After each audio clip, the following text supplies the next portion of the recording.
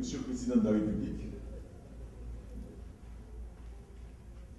Mesdames, Messieurs les membres du cabinet ministériel, honorables parlementaires, Mesdames, Messieurs les représentants du pouvoir judiciaire, Mesdames, Messieurs les membres du Corps diplomatique et consulaire, Mesdames, Messieurs les membres des organisations internationales, Mesdames, Messieurs les représentants des universités, Mesdames, Messieurs les hauts fonctionnaires de l'État, Mesdames, Messieurs les représentants du secteur privé, Monsieur le Président de la Chambre de commerce et de l'industrie d'Haïti, Mesdames, Messieurs les panélistes, distingués membres de la presse, chers invités, chers amis, Mesdames, Messieurs.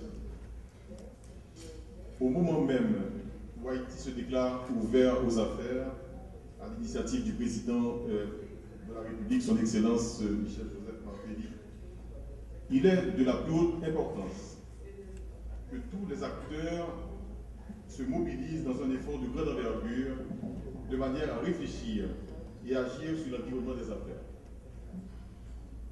Certains problèmes sont bien diagnostiqués et bien connus depuis longtemps. Pourtant, nous n'avons pas, pendant plusieurs décennies, réussi à bloquer cette chute qui semble inexorable de notre système productif national. La vérité, c'est que les solutions à la petite cuillère, menées ça et là, en tâche de léopard, sans cohérence globale, ne conviennent tout simplement pas pour s'attaquer à un problème qui prend ses racines dans l'histoire et dans l'organisation de notre vie collective. Les conséquences de cette façon de faire sont bien connues aussi. Sur ce même bout de territoire, tout petit que nous partageons, pendant que les produits se gaspillent dans une zone, des gens meurent de faim dans une autre. Pendant qu'une grande majorité de la population n'a pas accès au crédit, le système bancaire est en surliquidité depuis longtemps et n'arrive pas à remplir son rôle d'intermédiaire financier. Cela fait que cette société pauvre finance la formation professionnelle et universitaire pour des sociétés plus nantis en faisant fuir nos jeunes, une fois le diplôme en poche, pour aller gagner leur vie sous des cieux moins incléments. Pendant que tous les rapports diagnostiques nous disent que Haïti est riche en minerais non métalliques, susceptibles d'être utilisés dans l'industrie du bâtiment, pendant que la demande de logement est forte et que ce secteur a plus de toute croissance à 2 chiffres, on n'a pas vu se développer de grandes entreprises dans ce secteur. Cette situation, c'est le résultat de ce que les économistes appellent le phénomène d'antisélection, où les projets qui sont financés sont ceux qui sont les plus risqués, mais qui ne garantissent pas forcément les performances recherchées en termes d'emploi et de création nette de richesse. Cette politique, on le sait, nous a fait promouvoir les emplois chez nos partenaires commerciaux, pendant que nous attendons les ressources de l'aide internationale et des transferts des Haïtiens expatriés pour financer les importations de biens produits par ces mêmes partenaires. Changer cette perspective en mettant en avant l'emploi, la croissance économique et la compétitivité nationale oblige le pays à s'inscrire dans une autre dynamique qui ne va pas se réaliser tout seul. Nous devons agir collectivement pour rendre cette réalité inacceptable. Pour reprendre ici le titre évocateur de l'ouvrage du sociologue français Luc Boltanski. Mesdames, Messieurs, l'homme se découvre quand il se mesure avec l'obstacle, nous dit Saint-Exupéry dans Vol de nuit. Il est évident, à bien des égards, que l'obstacle aujourd'hui, c'est en grande partie nos institutions, c'est-à-dire nous-mêmes. Parce que nous faisons ou parce que nous ne faisons pas pour réduire les gaspillages immenses de ressources que notre organisation collective produit. Ces gaspillages, ce sont tous les encombrements de systèmes qui se retrouvent dans tous les aspects de la vie collective. Ce sont les temps longs passés dans la circulation automobile, les délais trop longs pour réaliser une transaction avec l'administration publique, la mauvaise information disponible pour les acteurs économiques, le chômage massif des jeunes et de la population en général. Notre incapacité à gérer, promouvoir et vivre de nos ressources stratégiques de quelque nature que ce soit. Il nous appartient désormais d'agir pour faire rapidement évoluer cette situation totalement incompatible avec les objectifs de croissance et de création massive d'emplois qui sont les nôtres et sur lesquels le gouvernement s'est engagé. Les états généraux de l'investissement s'inscrivent dans cette dynamique générale initiée par le ministère du Commerce et de l'Industrie qui vise à mobiliser l'ensemble des acteurs interpellés par le besoin d'inverser la tendance au déclin du système productif national.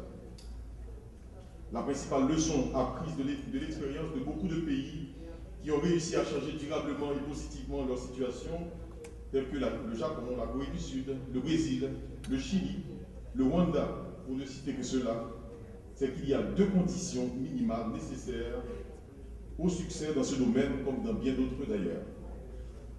Un leadership politique approprié et éclairé, une stratégie nationale unique et cohérente. Le leadership politique est là, avec l'engagement sans conteste du président de la République pour un renouveau de l'économie. Le leadership managérial et scientifique qui doit donner lieu à cette stratégie unique et cohérente et à une mise en œuvre efficace est à construire. C'est la raison de notre présence ici au cours de ces 2 jours. Le point de départ obligé à tout cela, c'est la mise en condition des acteurs. D'abord le gouvernement, par extension l'État. Surtout un État, un gouvernement fort, approprié, ce qui suppose autonomie, capacité, méthode, respect des règles de droit et des valeurs appropriées. Un secteur privé, une société civile volontaire, aspirant au changement et qui s'implique positivement en étant confiant dans ses gouvernants et dans l'avenir du pays. Des partenaires techniques et financiers étrangers qui s'engagent, qui se mettent à l'écoute des institutions nationales et qui travaillent à les aider vraiment à obtenir des résultats concrets qui transforment positivement et durablement la vie des citoyens. L'objectif ultime de cet exercice, c'est l'élaboration d'une vraie politique de l'investissement pour Haïti qui tienne compte de ses forces réelles, de ses faiblesses aussi, mais surtout qui libère les énergies créatrices de la population qui n'en manquent pas. 3 raisons principales nous ont porté à organiser ces états généraux. D'abord, un tel travail demande beaucoup de temps alors que nous avons besoin d'aller vite. Le fait de réunir en un seul lieu toutes les parties prenantes de tel processus permet de collecter en temps réel un maximum d'informations qui donnent un angle de vue plus ouvert sur la manière d'aborder le problème. Ensuite, il permet de croiser les points de vue, différents, ce qui donne plus de possibilités de parvenir à un diagnostic partagé des problèmes et permet aux acteurs réels de prendre la mesure des efforts à faire pour changer la donne. Enfin, il favorise une meilleure adhésion de ces acteurs à l'appui de certaines réformes qui seront loin d'être faciles à mettre en œuvre. Au total, ces états généraux, c'est un appel lancé à des acteurs économiques et sociaux de bonne volonté afin qu'ils prennent conscience de l'importance des enjeux, de la dimension des difficultés à résoudre et des obstacles à surmonter. Il offre un espace unique où tous les acteurs peuvent s'entendre et s'engager sur un programme commun de travail en vue d'améliorer la performance économique et sociale de notre pays. Je vous invite donc à prendre le taureau par les cornes et à apporter votre contribution sans complaisance, sans faux semblant, sans langue de bois, durant ces 2 journées où nous avons le devoir d'identifier les problèmes qui se posent, les blocages qui nous empêchent d'avancer, les fléaux qui nous minent, les erreurs qui ont été et qui sont encore commises tous les jours. Il y va de notre capacité collective à changer la donne des affaires dans ce pays, condition sine qua non de la réussite économique nécessaire à l'épanouissement de son peuple. Sans sursaut de volonté, sans changement immédiat et important, sans amélioration rapide et continue de l'environnement des affaires en Haïti, le danger est grand de continuer à décourager jusqu'aux meilleures volontés. Ces états généraux sont enfin un prétexte pour nous prouver l'un à l'autre notre capacité à travailler ensemble, à regarder dans la même direction et nous convaincre des mêmes objectifs. Ces états généraux ont été rendus possibles grâce à la réaction positive et immédiate de la présidence de la République, du ministère de l'économie et des finances, du ministère de la planification et de la coopération externe, de la Banque de la République d'Haïti, de la Chambre de commerce et d'industrie d'Haïti, du Forum économique du secteur privé, de la BNC. Toutes les directions techniques et techniquement déconcentrées, les directions techniques autonomes et techniquement déconcentrées du ministère du Commerce et de l'Industrie ont joué pleinement leur partition.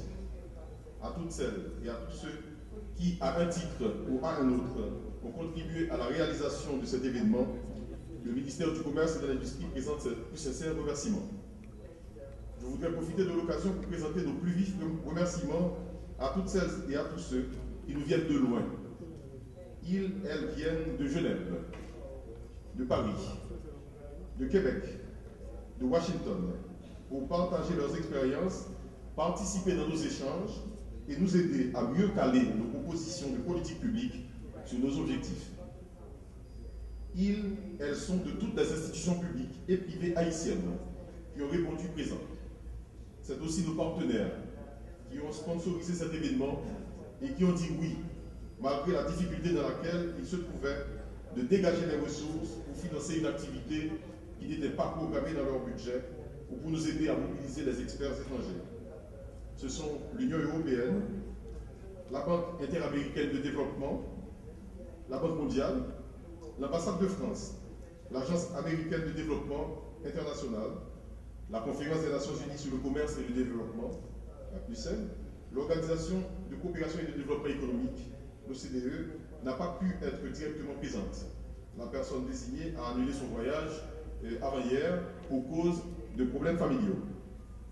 Nous avons cependant le plaisir, le bonheur d'accueillir Madame Florence Estimé, Marie-Florence Estimé, je m'excuse, haïtienne pure souche, qui a passé une vingtaine d'années à travailler pour cette institution et qui, à la tête d'une forte délégation, est venue par ses propres moyens pour nous aider. Avec elle, le ministère du Commerce et de l'Industrie, de concert avec les organisations du secteur privé et l'université, va lancer un centre d'appui au développement de l'entreprise et de l'entrepreneuriat en Haïti. Merci de les applaudir.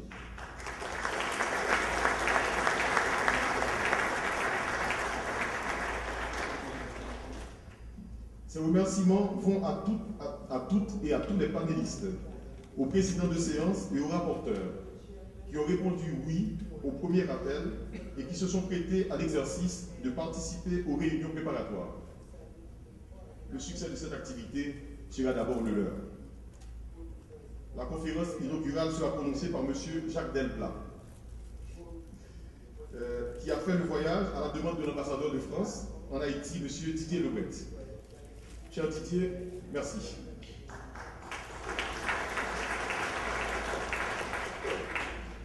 Monsieur Delplat, membre de la commission Attali et membre du conseil d'analyse économique auprès du chef de gouvernement français, traitera du sujet qui est en fait le thème de ces états généraux, l'investissement comme bien public. Les présentations sont organisées sous forme de panel en vue de permettre que des points de vue contradictoires puissent s'exprimer sur les différents sujets. Tous les thèmes ayant rapport avec l'investissement seront abordés. Sur chaque panel, il y a un président de séance pour faire la police du temps et pour coordonner les débats qui doivent se circonscrire aux contraintes liées à l'investissement et aux solutions préconisées pour les lever. Chaque institution publique et privée partenaire sur ce dossier désignera 2 membres qui intégreront le comité de pilotage qui devront faire le suivi du déroulement des travaux. Il est attendu que ce comité travaille en bonne intelligence avec le Parlement, comme cela a commencé avec le sénateur Jocelyn Privert, spécialiste des questions de fiscalité, qui a accepté d'intervenir sur le panel 1 tout à l'heure. L'objectif est d'assurer que les réformes législatives Les réformes législatives, merci, qui découleront de ces travaux intégreront l'agenda législatif rapidement et seront votées dans des délais raisonnables. Je compte donc sur vous tous, ici présents, pour faire de ces états généraux une réussite retentissante, qui soit le point de départ de la reconquête de notre performance économique dans le domaine de l'investissement.